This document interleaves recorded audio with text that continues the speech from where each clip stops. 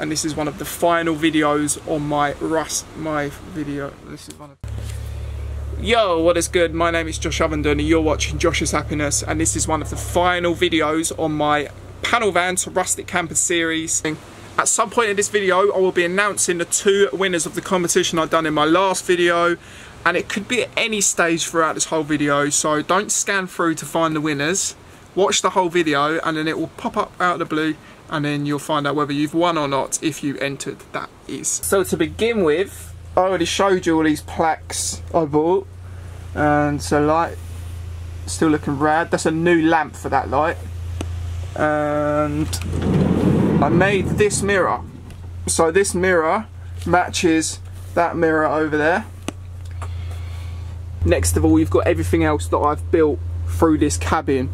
I will take you through everything piece by piece. So to begin with, I built up this center console. So you've got, this is basically like a kid-sized skateboard, which I looked online, looked for the shape of a surfboard, and I literally just drew around it, cut it out with a jigsaw, sanded it off, and this has got to be varnished now. Cut some holes in it for some drink holders, so that should work pretty cool. This is going to lift up like this. Obviously I've got to varnish it before I put the hinges on, and then you've got a little storage cabin underneath it here. These cutouts will have all of the controls for that electric seat. This one's mechanical, so it doesn't need them, and then that will have all of the controls for the electrics that run all the lights and everything in the van.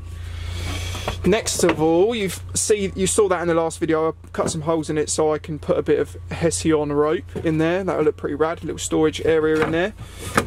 These are my parquet floor. They were a pain in the arse. I will insert some pictures as I'm going through. As you can see, a bit of an effort. I've never done anything kind of this complex before, so it was just a bit of a patience tester. Coming back, you can kind of see I've varnished this now, so it's got a nice shine to it. That's yacht varnish, so it's got a gloss finish, and it just picks up all the light and it looks rad. And I sanded all these edges in just so that it makes it look in keeping. And then these door shuts as well, I've varnished. I've got to varnish all this lot now, which I'm going to be doing in a satin varnish so it doesn't shine so much, and that bit all through there will be satin as well. I also cladded up through the box seat as well, so that'll be pretty nice when it's all varnished up. Right, next of all, I'll just show you the other side. This side is slightly different wood. It's not as dark as the other side, but again, rad finish. This wood I actually bought from Homebase. It was tongue and groove panel boarding for a bathroom, and then I literally ripped it down to 7 centimeters, 70mm, which is the same width as a pallet, but it's thinner. It's only 8mm thick, so that I still get the clearance for my pedals through here. And this floor literally goes right up to the back into there. If you can see, I can't really see on the screen of the camera, so it goes right up into there.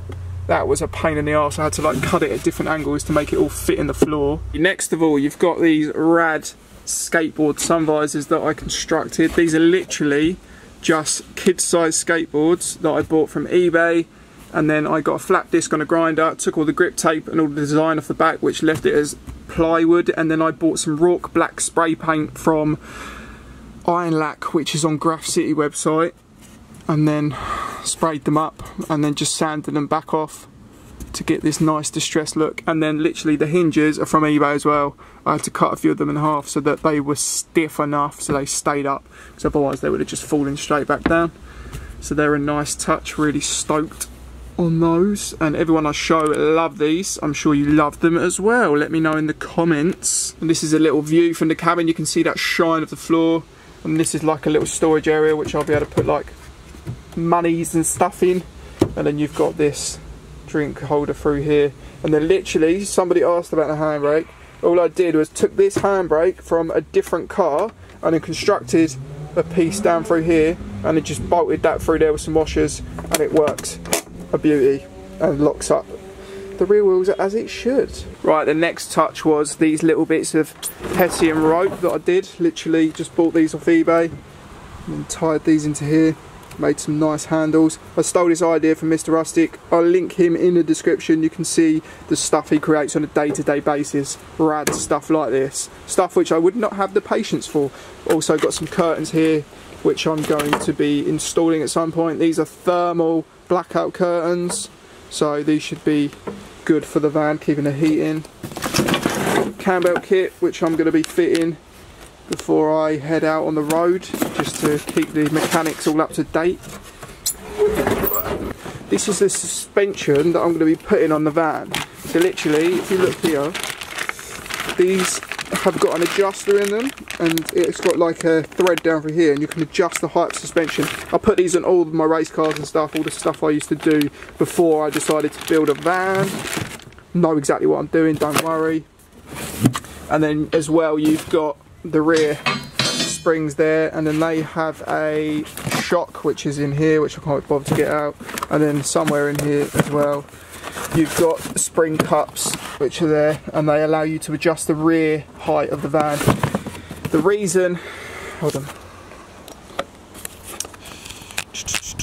the reason I'm going to be fitting coilovers rather than just lowering springs is because I want to try and keep the van as stiff as possible, because there's so much wood in this van that could potentially warp, pop or move about. I want to kind of reduce the chance of that happening. It's already shrinking a significant amount, all the wood in the van. If you look kind of just here, you can see the size of that gap. That was butted about 3 months ago, and it's just shrunk down to the point where it's got a big gap. Annoying, but character. As well, what I'm going to do when I hit the road is I'm going to organise a few little meet and greets, and then all of you lot can see it in person if you're local, that is. I'm not like going to drive to Canada, that'd be ridiculous, but if you're like UK, Europe, maybe we can organise some events or something where you can come and have a look at the van in person, because all the work I put into this van is just not justified by a few videos. So yeah, it'd be rad for you lot to see it in person. Polyurethane varnish. This is clear satin, and I bought this from Toolstation here in the UK. This is really great stuff to finish off any of the woodwork that you've done, especially if you've fired it all, because it really brings out that golden look, just like that floor. So this floor used to be that colour, but now look at it, it's really gold. Obviously that's a yacht varnish that has a gloss finish, which will bring out a bit more colour, but this will bring out enough colour, a bit like this ceiling all the way through here, and the walls, they're kind of a lot more golden than this whitish kind of finish. So basically you can buy this, I think, for a tenner, or you can get a 2.5 litre tin for 20 quid, which I did have a big tin, but I managed to tip it all over the floor when I was doing the crates that you would have seen in the last couple of videos ago.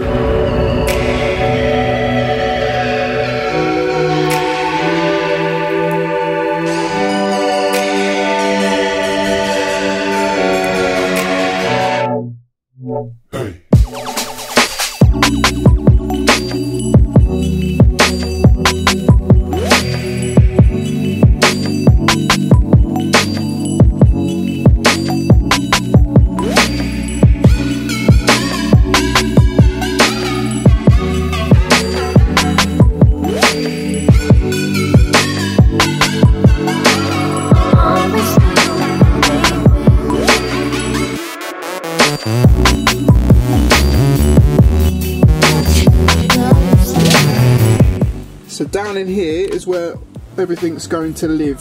So as you can see, that's the leisure battery sitting in there, and that battery is 130 amp hours, and it's AGM, which means absorbed glass mat. So basically it's dry, it's got dry cells. So the idea is that you can mount it in any orientation, but as well that means it does not give off a gas. A lead acid battery will give off gas, and that's what you don't want, because you'll probably kill yourself. So you've got the red feed coming in, and then there is a negative feed just there as well. Okay, so let's get into the electrics. I've made up a board, and this has got everything on it that I need to get this van power on, off-grid, whatever you want to call it.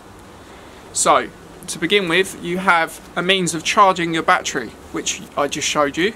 So this thing here is just basically a split charge relay. That's exactly what it does. It splits charge from your van battery to your leisure battery. It's 140 amps at 12 volt. It's from Durite.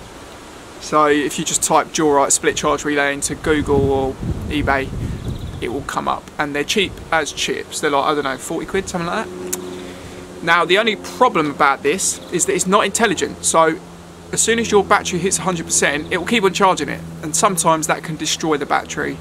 So if you've got the money, splash out and get yourself a battery to battery charger from Sterling Power Products, because they are the bomb, top of the range.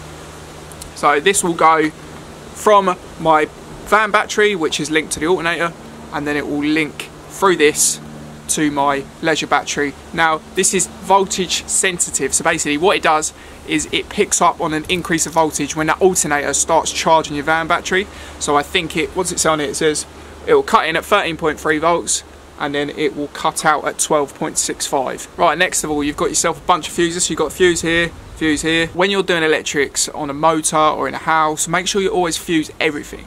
Always just fuse everything, just for safe measure. Next of all here, we got this blade fuse holder here, which is like standard car fuses. This is going to be used for the electrical controls on the electric driver's seat, like the heated seats, which will actually go for a relay as well for the heated seats. So they'll be fused through this. And then after that, what else I'm going to put on there? So I've got my little fairy lights that I'm going to be putting through this, and as well my solar panel is going to go through this. So you've got, I think it's about 85 watts coming from that solar panel, so it works out about 5.6 amps, I think that's about right. On here you've got obviously your solar controller, which is this thing here. So basically my solar panel will come down through here, and then it will be fused down. I'll probably fuse it down first, take it through that, and then after that it'll go onto my battery bank. The 600 watt 12 volt inverter that will take 12 volts and stick out 230 volts. As you will see later, I'll have this going through an isolator, so instead of me having to go underneath there, I'll be able to just turn the isolator off, which will be mounted in the centre console. Personally, I always like to get the engine bay out of the way first. A lot of people do this the other way around, but I like doing it this way around. So basically you're going to need a link from your battery, which is these here, that will go to your split charge relay and then through to your leisure battery. So I'm going to connect these up first and then we'll get on with the rest. You've got your negative battery terminal, you've got your positive battery terminal. Now this was already on there, and there's a little lug on here already which I'm going to be using. There's a little lug on here which I'm going to be using as well. If you don't have these, then what you can do is you can buy yourself some other battery terminals like these ones here, and then you can like do it yourself, retrofit these, and you've got some guards as well that come with those if you want to fit those. I'm not going to bother. Going back to here, so keep going the wrong way. So basically you want to take your battery cables and then make them off to these. So for that you're going to need obviously the 10mm shorten everything out. So you're going to want the 10mm spanner for there to undo obviously your battery terminals. You're going to pair of cutters to strip the end of your battery cable. You're going to want some lugs the correct size for that cable that fit the correct size on that. Those are absolutely perfect, like 6mm. And then you're going to want obviously all the nuts and stuff that were with those lugs. These are actually fresh nylock ones, so they don't come undone. Let's do this. Oh, as well, you're going to want one of these. So this is a battery crimping tool. Looks proper legit, doesn't it? It looks like some sort of bolt croppers, but it ain't. It's literally just got a crimping tool in the end. So you're going to want to strip off probably about, say, like a fingernail's width on that. Depth, not width.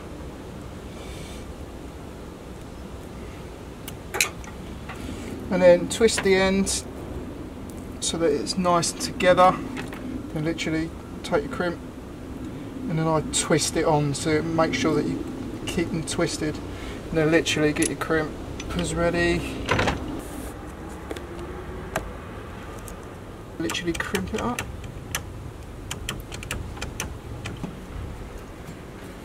can obviously use a ratchet if you want. I've got one, but just doing it the hard way, aren't I? And there you go, that's what you're looking like, nice and neat. And then these literally go up, depending on the motor you have. There'll be a slightly different way of getting the cable through the bulkhead, but this goes kind of up through the bulkhead here and then goes down. So I've speeded things up a little bit off camera by adding in a few cables. So you've got, to begin with, I've got a 100 amp fuse here, which is connecting 100 amp. These are called a MIDI fuse holder, M-I-D-I. So it's the smaller version. You can get bigger versions of these called mega fuses. And it comes with a holder. You get them from eBay from like a tenner or something, with a fuse of your choice. The cable will come in here to this fuse. That one's about 150 amp, I think. Camera won't even focus again. But yeah, there you go, 150 amp. And then that one will come from the battery, like your start-stop battery, into here. Let me just show you the other side of this. I need a third hand, I think. So in here you have, it's clearly labelled, you can't get it wrong.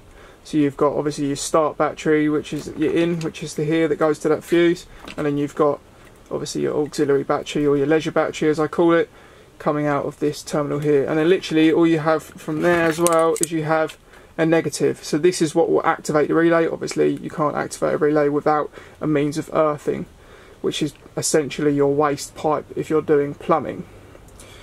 So that I can just link into the next nearest earth, which will probably be on my solar controller, because I'll have an out for my battery. That's the main battery isolator, which will, not main battery isolator at all actually, it's for the inverter. That's for, because obviously this is going to be under the seat, and this has obviously got a switch on this side here, which then obviously your plug will plug in there.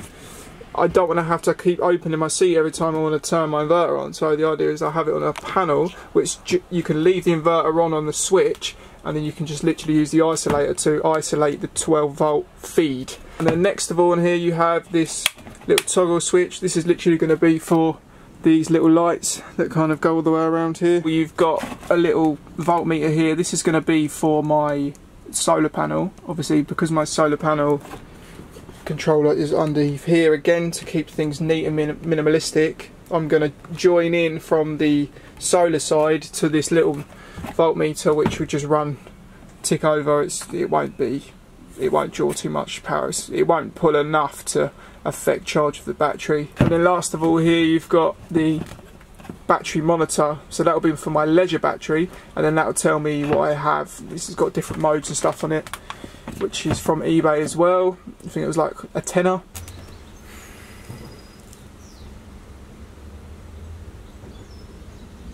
So again, twist on, it stops any of the cables fraying out the sides.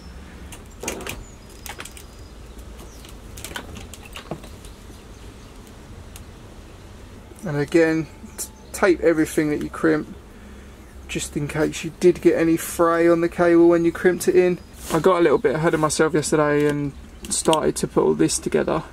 So this is for the electric seat that I'm on. These are what are called these are called rocker switches. So on the outside you've got just two like isolator switches, and these are for the heated seats.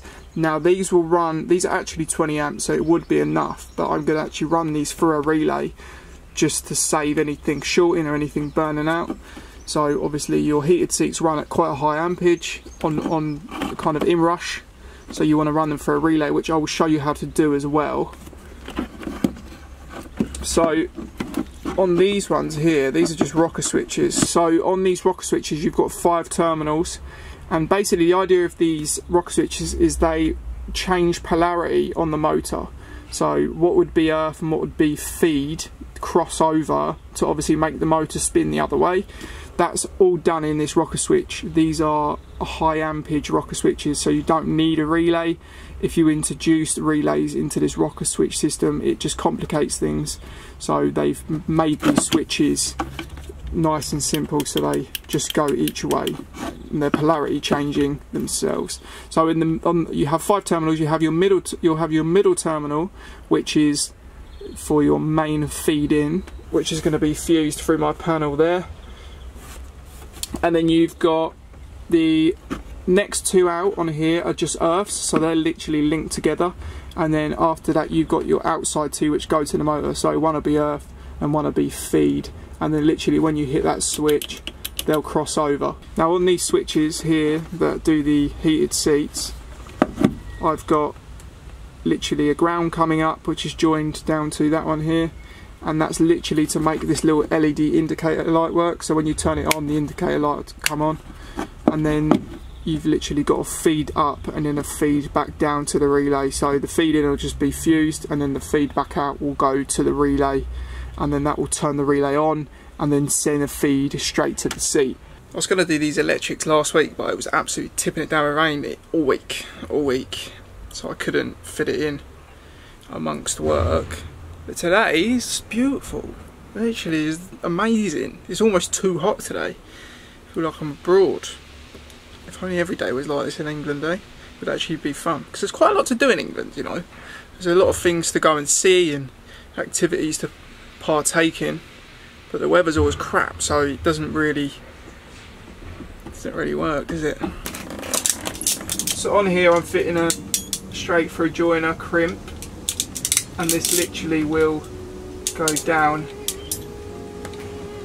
from on a bit of cable to the negative on the battery.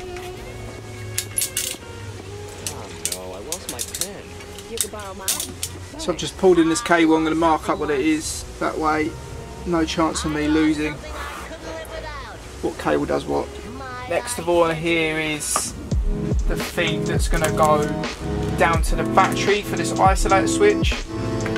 So this one doesn't need to be fused as it's already fused after this for the inverter. With these isolators you want to be careful not to over tighten them, because what can happen is it can twist the internals in the isolator, and then basically what happens is the isolator doesn't work properly.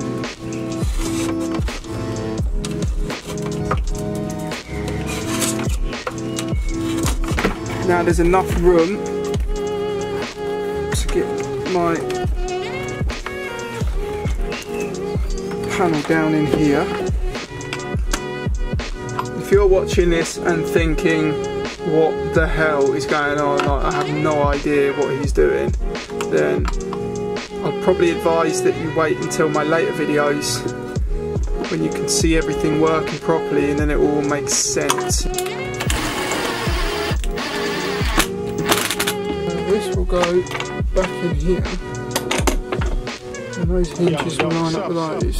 So next of all I'm joining in the ground for the charge controller for the solar panel, and I've joined in on the link for the split charge relay as well. If I join this to this earth, so this is the earth that comes from the battery, you'll hear the click, so that's the click on and off on that split charge relay, and I'll show you that in a minute. To make things simple, I've got all the negatives together and I've put them in one crimp. I will have two relays for the heated seats and I will do those separately, but for now that's all of those. I won't connect anything to that leisure battery, that'll be the last thing I do. Here I have the two feeds that go to the panel down in here. You can probably see the switches down through that gap for that seat, for the driver's seat. So they're going to go into the fuse block here, and then they're going to be both fused. So next to all I have this feed here, which is the lighting feed, the little fairy lights. And just a little tip to make things easier, group everything up. So I've grouped all my feeds here that are going directly on the battery, like the feed to here for light to the fuse box, and then you've got all of your grounds grouped as well. And then I've got all my cables here which are grouped, ready for the relays. Right, next of all I've made up this thing here. So that's literally the feed to the fuse box here. So what it does is it just links in and out on the feed, and then that wire there goes straight back to the battery. Next of all I'm all connected up on my solar controller. So basically down here you have your feed in from the solar, so you have your positive, your negative, and then here you have battery feed out. That goes around here into this fuse here, and then that goes from that fuse holder back up to the battery up here. I'm gonna neaten all this lot up with like cable ties and stuff so it's well neat. That's literally a live kind of feed on what's coming into my panel. So if it's a really kind of overcast day and that's reading really low, then I know that I've got to start up the engine before I use my electrics, just to give that leisure battery a little bit of oomph. So if you were wondering what connectors I was using, I've been using these. So these are literally just standard size crimps. I've mainly been using these ones, which have a little spade on the end, and this blue type is for 2.5. And then last but not least, I've used a lot of these, which is basically just a through crimp for a 2.5 size cable. And then these are literally just your heavy duty battery crimps. So they come in all different shapes and sizes, these ones. And for everyday use I use Bosch Professional Power Tools, which is the blue type rather than the green type. Don't want to buy that green type, that's amateur. So yeah, Bosch Professional. If I had a choice I'd probably buy Makita, which is pretty good, but you know, these are faultless, never had an issue with these. 18 volt, loads of punch. Right, 3/4 of the way through editing this video, and it's time for me to announce who's won my competition. So if your name is Sarah Herger or Christian Hubbard, you have won my competition, both of you. So Sarah, you come first, and Christian, you are second. So I will contact you shortly after I've uploaded the video, and then we'll sort addresses and stuff, and I'll get the stuff sent out to you. Now, if you want to be in on the chance of winning a competition from me or done by me in the future, I will probably be doing kind of the similar set of rules. So it will involve kind of being subscribed for a long period of time and being an active subscriber. So this is your chance to start now, I suppose, if you're a new watcher. So make sure that you go and turn on push notifications, tap that bell, and you'll be in the chance of, and watching my videos, you know, be in the chance of winning a competition potentially in the future. Right, so the last thing I'm going to be installing for the electrics in the van is a couple of relays.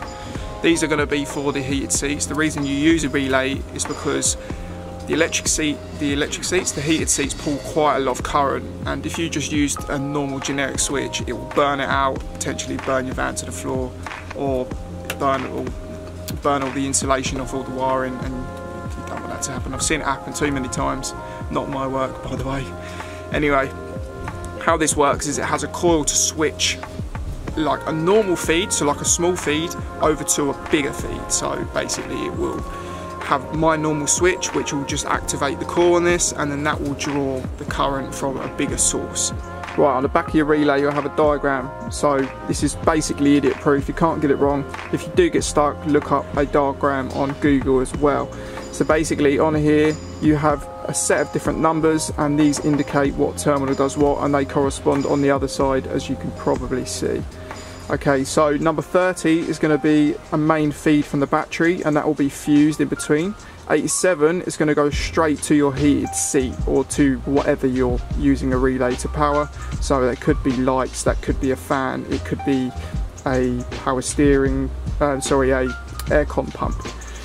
So on the other side you have number 85 and 86. These are the two that activate the coil, I believe. So basically you're going to have 85, which will be your feed from the switch you have set up, and then you'll have 86, which goes straight to a ground. Now before your switch comes to 85, it will also need to have a feed to that switch, but that switch will have a feed separately fused, and that will not be in relation to what's going on this relay. I need to take off probably about a fingernail's worth of insulation off the cable. Go into your box of connectors, and you're going to need to choose the right one. So we're going to be doing, this is about 1.5 mil cable, so we're going to use a 1.5 mil connector, and then literally crimp that up like so. Make sure, give it a tug, make sure it's nice and tight, and then literally connect them to the relay in the order I said before. So the main way I check the relays is I hold it, and then as I click the button on, you can actually fill the relay, click inside the casing.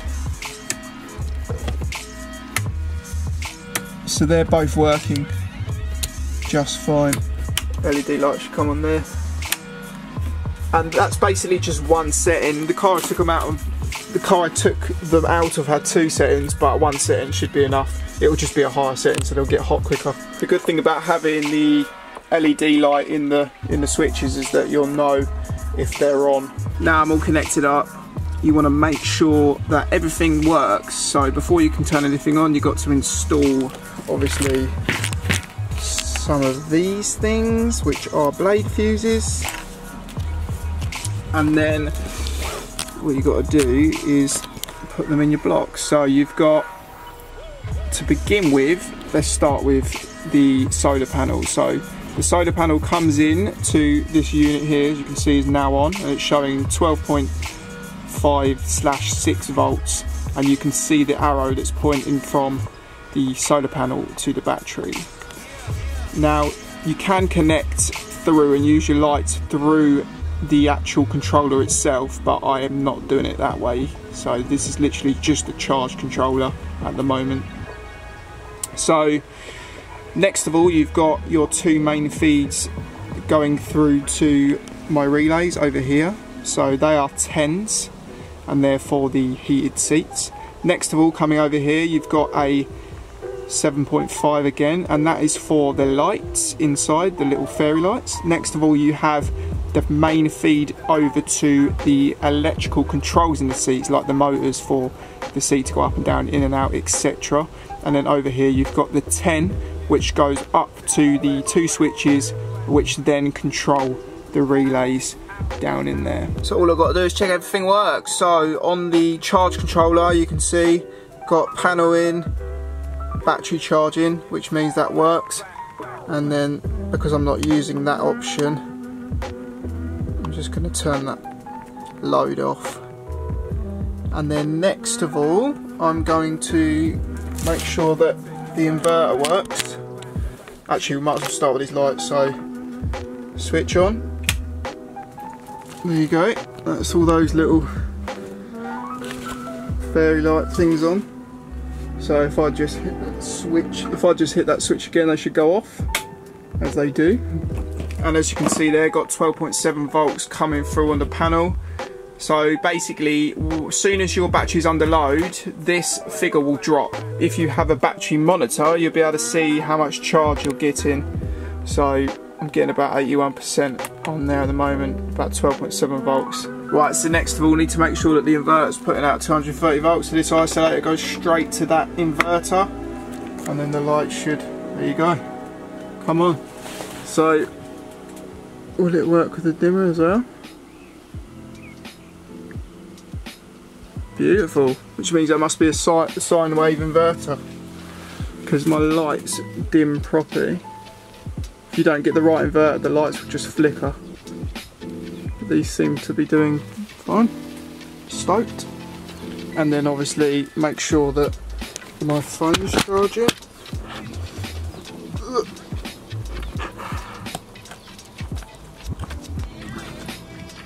There you go.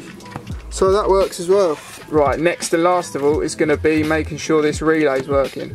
So you see this little hole here, you want to make sure that this light comes on. So your cutting voltage should be about 13.3, so it should come on pretty much straight away.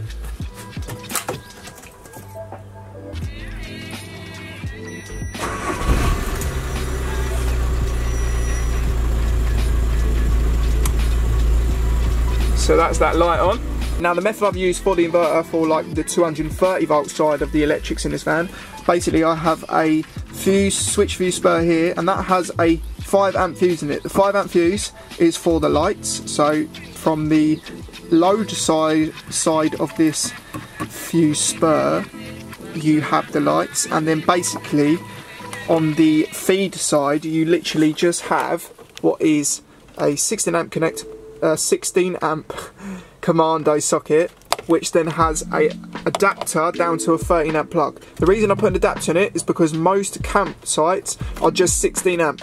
So basically I will make a patch lead which will be like, I don't know, 50 meters long, which will have two 16 amp connectors on the end of it, so that way I can hook up straight to power if my batteries run low, or if I'm there for a long time and it's just not ethical to be using battery power, say it's winter or whatever, and there's not a lot of light for the solar panel to be topping up that battery. So the beautiful thing about this is I also have a 13 amp plug, so if I am at a house like domestic electrics, I can just unplug this like that, boom, and then plug that straight into an extension lead into a house. Oh, by the way, I've been ordering more bits, so these are the Mooneye hubcaps that you'd put on like a Beetle or a T1 style camper, like a bay window or a split screen. So I'm going to be fitting these to my wheels. I also bought some white wall, like what they're called porter wall things. So basically they're like white wall things that sit on the tyre, and this is what they look like. So they're literally a piece of rubber and it sits on the bead of the tyre when you put the tyre on, and it makes it look like you've got white walls. And the idea is that you can move these to any tyre, so you never have to keep buying white walls, which are pretty expensive. And that's those hinges now on, that bit of Hessian rope now on there. So this is like a little storage area that I can put bits and bobs. Come out really nice, that. And then literally these hinges on here are now done. So this is literally like another little storage area under here. Put like CDs or whatever. And that's that. Just got to make sure I don't spill any drinks because all the electrics are right there, but I'll just be very careful and make sure that everybody's super careful. It's probably going to happen. Let's just get over it, I suppose. Right, done. Literally inside of the van, completely finished. You see the gleam on that floor.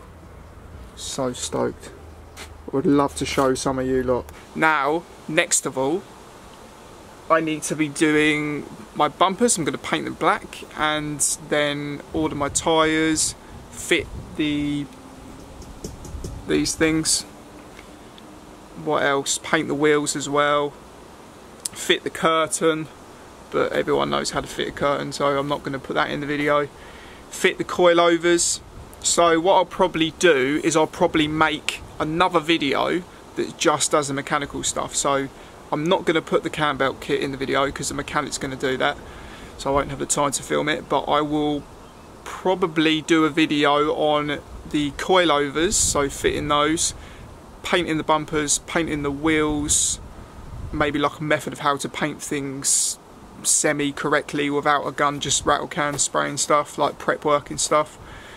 And then anything else in between, really. Not really a lot left to do. Maybe putting the Mooneyes on the wheels and the method that I'm going to use to do those. So yeah, that's pretty much about it really. One more video on the build process and then I can get the van on the road, and I should have by then earned enough money to get straight on the road. And then I'm probably saying I'm literally flat out on work to probably like the end of June/July, so I reckon maybe like from July onwards I'll be doing at least 2 videos a week on the van, maybe sooner. So that's pretty much a wrap up for today's video. Thank you very much for watching, and if you want to see any of like the behind the scenes stuff, make sure you head over and follow me on Instagram. The link will be in the description, or right at the end of the video I'll leave the unless you want, in case you want to put that in Instagram yourself in the search bar. That's pretty much it really. Thank you very much for watching. If you're new, make sure you hit the subscribe button, hit the thumbs up, and well, I suppose leave me a comment if you're interested in maybe living this life, maybe like doing this yourself. Are you inspired? You know, what's brought you to my page? Let me know in the comments. I really like it when people leave comments because it inspires me to make more videos. Unfortunately, the build process has been a bit long, and I'm looking forward to making some different types of videos rather than just build videos. So, thank you very much for watching. My name's Josh Ovenden. You're watching Josh's Happiness, and I'll see you on the next video. Peace.